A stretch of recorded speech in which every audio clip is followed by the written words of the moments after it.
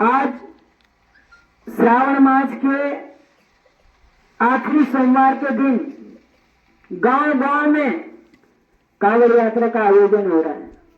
ये देखकर बड़ी खुशी होती है और बड़ा गौरव महसूस होता है कि जो वामपंथी लोग हैं, जो अधर्मी लोग हैं, जो आदिवासी नहीं होने का दावा ठोकते हैं, उनको आप जैसे मेरे जनजाति भाई डंके की छोट पर जवाब दे रहे हैं। गांव गांव में महादेव को जल अर्पित करके कांवड़ यात्रा 8-8, 10-10 किलोमीटर दूर से भरकर लाकर महादेव को जल अर्पित करके उनको सीना ठोक के बता रहे हैं कि हम जनजाति समाज सनातन हिंदू है और हिंदू था और हिंदू रहेगा।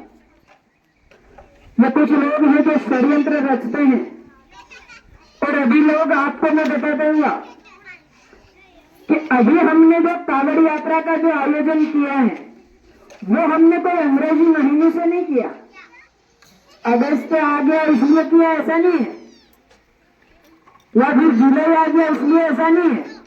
हमने हमारे सनातन तिथि जो सदियों से हमारे बाप दादा जो करते आ रहे हैं, जिस महीनों की पूजा करते हैं, जिस महीनों को मानते हैं और जिस महीनों में हम त्योहार मनाते हैं, उसी महीनों के आधार पे हम श्रावण माह भी मना रहे हैं।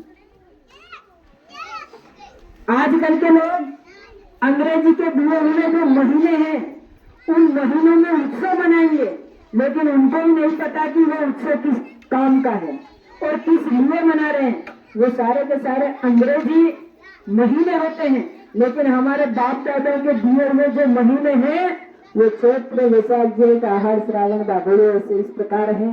और हमारा पूरा जनजाति समाज उसी महीनों के आधार पर इन त्योहारों का आयोजन करता है और उन त्योहारों के पीछे आस्था जो बताता है कि हम कब दीपावली मनाएंगे, कब होली मनाएंगे, कब महादेव को जल अर्पित करेंगे, कब श्रावण मास में क्या क्या होगा, आहार में क्या क्या होगा, ऐसे सारे के सारे जितने भी त्योहार होंगे उसके पीछे उदाहरण सहित हमारा जनजाति समाज सबको बताएगा। लेकिन आजकल अगस्त में कई उत्सव मनाएंगे, हमको ही नहीं पता कि अगस्त क्या है, सितंबर क्या है, दिसंबर क्या है, जनवरी क्या है। ये हमारे जनजाति समाज के वरिष्ठ भाई को किसी को भी पूछ लेंगे तो वो एक भी महीने का नाम नहीं बता पाएगा। तो यह हमारे लिए गौरव की बात है। हमारी सनातन की जड़ें इतनी गहरी है और इतनी मजबूत है जिसको तोड़ना संभव ही नहीं, लेकिन असंभव है। तो आप जैसे गांव से निकलकर ग्रामीण दूरांचल से और इस ऐसे मार्गों से जहां पर हम पत्थर जो होते हैं और बिना किसी चप्पल से भगवान की इतनी प्रगाढ़ हमारे बीच में आस्था है कि भगवान को जल अर्पण करने के लिए हम लोग यहाँ से भी पैदल गए और आए तब भी पैदल आए। ये आस्था का विषय है। ये समझो कि हमको अगर फालतू में किसी ने भेज दिया यहाँ से वहां तक, मेवाड़ नगला तक जाओ, तो कोई पैदल चल पाएगा क्या? कोई नहीं चल पाएगा।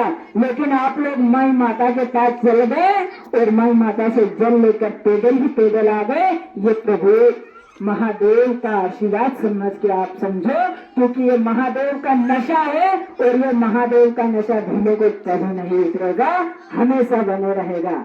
इसलिए मैं आपसे आग्रह करूंगा कि मुझे गर्व महसूस हो रहा है कि अभी मैं एक खवासा के कामल गांव में हरिद्वार से गंगा जल भर के कम से कम 150 से 200 कांवड़िया आए हैं।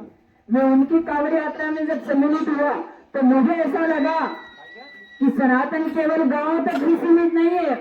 मेरा जनजाति बंधु देश भर के किसी भी कोने से जल भरकर हमारे गांव के खेड़ापति बाबा देवी को चढ़ाने का काम कर रहा है। मुझे इस बात का गर्व है कि हमारा जो भी वरिष्ठ हो, ये माताएं बहनें हैं, वो राम राम के बिना कोई काम नहीं करती है। मुझे गर्व है कि मेरी माताएं बहनें हो, मेरे युवा बंधुगण हो, घर की माता को पूजे बिना कोई काम नहीं कर सकते हैं। अभी हम फसल बोई थी तो फसल में बाबा गणेश को आगे किया। इसके बाद सारे देवी देवताओं को पूज कर कहा कि हमारी फसल बहुत अच्छी हो और हमारी फसल साल भर चल जाए, हमारा परिवार का पालन पोषण हो जाए, ऐसी कामना करके हमने फसल बुआई शुरू की थी। लेकिन आजकल के लोग हमको आदिवासी हिंदू नहीं है के नाम पर भड़काकर आजकल के लोग ऐसा बोल रहे हैं कि कावड़ उठाने से क्या मिलेगा। कई लोग सोशल मीडिया में लिखते हैं कि कावड़ केवल आदिवासी समाज ही उठाता है।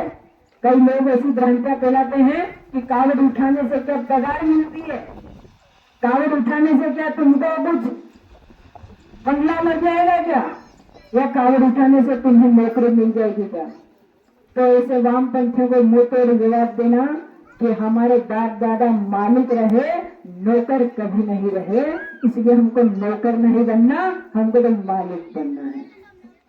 तो मुझे गर्व हुआ इस बात का कि 8 से 10 किलोमीटर मेरी माताएं बहनें खासकर चलकर आई, उनके लिए मैं सादर धन्यवाद ज्ञापित करूंगा, क्योंकि ऐसी माताएं बहनों ने ही